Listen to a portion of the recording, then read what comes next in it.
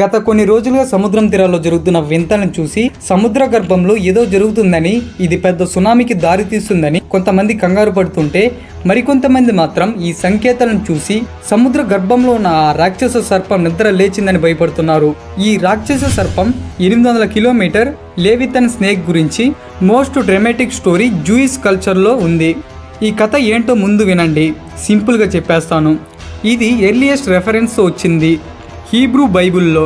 ఇది జూయిష్ బుక్కే. వాళ్ళ బుక్లో జాబ్ 41లో ఈ పర్టికల్ స్టోరీ ఉంది. ఆ పుస్తకం ప్రకారం దేవుడు ఈ ప్రపంచాన్ని సృష్టించినప్పుడే 2 లేవితన్ స్నేక్ని సృష్టించాడని, అందులో ఒకటి మగ ఒకటి ఆడ అని సృష్టించిన తరువాత ఆయనకు ఒక డౌట్ వచ్చింది. వీళ్ళు ఇద్దరు కానీ ఫిజికల్గా కలిస్తే ఇలాంటి లేవితన్ స్నేక్ ఎన్నో వచ్చేస్తాయి. ఒక్కొక్కటి కిలోమీటర్ పొడవు ఉంటే ఈ ప్రపంచం అనేది చిటికలో అంతమైపోతుంది.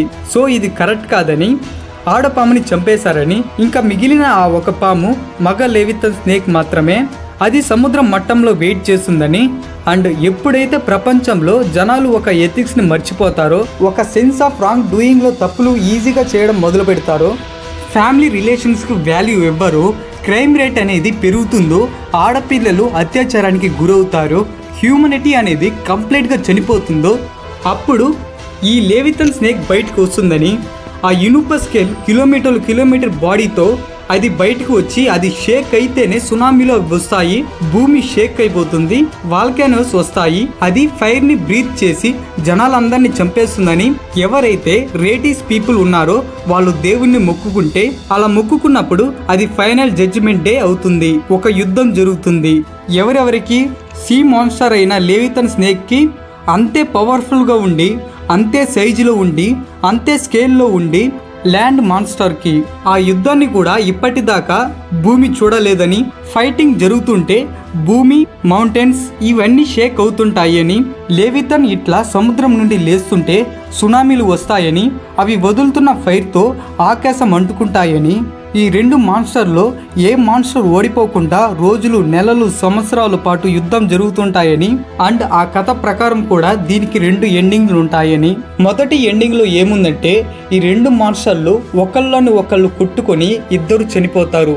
ఇకపోతే రెండవ ఎండింగ్లో దేవుడు దిగి వచ్చి 2 మాన్స్టర్ని చంపేసి, ఎవరైతే రేటీస్ పీపుల్ ఉన్నారో, అంటే వాళ్ళు ఏ తప్పు చేయలేదో వాళ్ళు మాత్రమే బతికిపోతారని, ఈ చనిపోయిన లేవితన్ స్నేక్ ఉంది కదా, దీని స్కిన్తో టెంట్ వేసి లిటర్లీ ఇది రాసి ఉంది. ఆ టెంట్ కింద రైటీస్ పీపుల్ అందరూ కూర్చొని వాళ్ళు గాడ్తో ఈ లేవితన్ స్నేక్తో చేసిన ఫ్లెష్ని తింటారని ఈ జూయిష్ పీపుల్ నమ్మకం. ఇది అంతా జూయిష్ మైథాలజీలో ఉంది. బైబిల్లో కూడా ఈ క్రియేచర్ గురించి ఏముందంటే, ఈ భూమి మీద మనుషులకు అధికారం ఇచ్చి ఒక జంతువుని మాత్రమే మనుషులు లోబరుచుకునేట్టుగా ఉండదని, అదే మనం మాట్లాడుతున్న క్రూరమైన జంతువు లేవితన్ స్నేక్. బైబిల్లో God created the great see you monsters అని క్లియర్గా ఉంది. ఈ ప్రపంచం సృష్టించిన తరువాత 5వ రోజు ఈ మాన్స్టర్ని సృష్టించారని మెన్షన్ చేసి ఉంది. అండ్ బైబిల్లో ఇది కూడా ఉంది, you break the heads of Leviathan in pieces అని ఉంది. అంటే లివితన్కి 1 కంటే ఎక్కువ తలలు ఉన్నాయని, దేవుడు వాటిని తొలగించారని బైబిల్లో ఉంది. అండ్ రీసెంట్గా వైరల్ అవుతున్న ఈ గూగుల్ మ్యాప్స్లోని ఆకారాన్ని చూసి ప్రపంచమంతా ఇదే లేవితన్ అని నమ్ముతున్నారు. అండ్ ఈ క్రియేచర్ ఇప్పుడు మేల్కొంది. అండ్ ఈ సముద్ర జీవులన్నీ భయపడి బయటికి వచ్చేస్తుందని జనాలు నమ్ముతున్నారు. ఎందుకంటే ఇప్పటి వరకు మనుషులు కేవలం 5% సముద్రాన్ని మాత్రమే ఎక్స్ప్లోర్ చేశారు. మనుషులు వెళ్ళింది కేవలం 10 కిలోమీటర్ లోతు వరకు మాత్రమే. ఇంకా మహాసముద్రం ఎంతుందో ఎవరికి తెలియదు. అందుకే జనాలు లేవితన్ ఉందని చాలా బలంగా నమ్ముతున్నారు. బట్ వీటన్నిటికీ సైంటిఫిక్ ఎవిడెన్స్ లేదు. అయితే ఈ గూగుల్ మ్యాప్స్లో కనిపించేది ఏమిటంటే, టైటానిక్ ప్లేట్స్. అవి సౌత్ ఆఫ్రికాకి, అంటార్క్టికాకి మధ్య లొకేట్ అయి ఉన్నాయి. ఈ గూగుల్ మ్యాప్స్ని జూమ్ అవుట్ చేస్తే ఈ ప్లేట్స్ అన్నీ రీఅసెంబుల్ అయ్యి ఒక స్నేక్ షేప్లో కనిపిస్తుంది. అంటే మరి ఈ సముద్ర జీవులు దేన్ని చూసి భయపడి ఒడ్డుకు వచ్చేస్తున్నాయి అంటే, దానికి కూడా వ్యాలిడ్ సైంటిఫిక్ రీజన్ ఉంది. ఒడిశా బార్డర్లో 7 lakh టర్టిల్స్ వచ్చాయి. అవన్నీ ఎవ్రీ ఇయర్స్ వస్తాయి. ఎందుకంటే గుడ్లు పెట్టడానికి. ఇవన్నీ ఆల్వ్యూరేటల్ టర్టిల్స్. వీటి స్పెషాలిటీ ఏమిటంటే, ఇవి ఎక్కడ పుట్టాయో అక్కడే గుడ్లు పెడుతుంది. కేరళలో చాలా ఫిషెస్ ఒడ్డుకు రావడం చూశారుగా, వాటిని షార్బిన్ రష్ అంటారు. ఈ ఫిషెస్ అన్ని కూల్ వాటర్ ని వెతుకొని కేరళ హాస్టల్ కి వస్తాయి. ఇది ఏం మొదటిసారి కాదు, చాలా సార్లు వచ్చింది.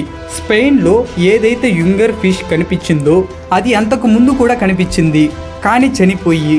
స్పెయిన్ లో కనిపించిన యంగులర్ ఫిష్ చాలా ఇంజూర్ అయ్యింది, అందుకే అది పైకి వచ్చింది. పైకి వచ్చి కొన్ని నిమిషాలకి అది చనిపోయింది. విషయాలన్నిటి గురించి మీకు ఒక క్లారిటీ వచ్చింది అనుకుంటున్నాను. దీని గురించి మీరు ఏమనుకుంటున్నారో కామెంట్లో రాయండి. ఇలాంటి వీడియోల కోసం మన ఛానల్ సబ్స్క్రైబ్ చేసుకుని పక్కనున్న బెల్ ఐకాన్ని క్లిక్ చేయండి.